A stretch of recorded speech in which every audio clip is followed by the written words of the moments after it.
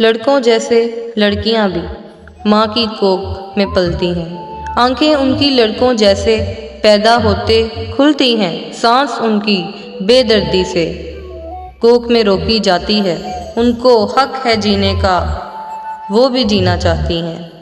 बेटियां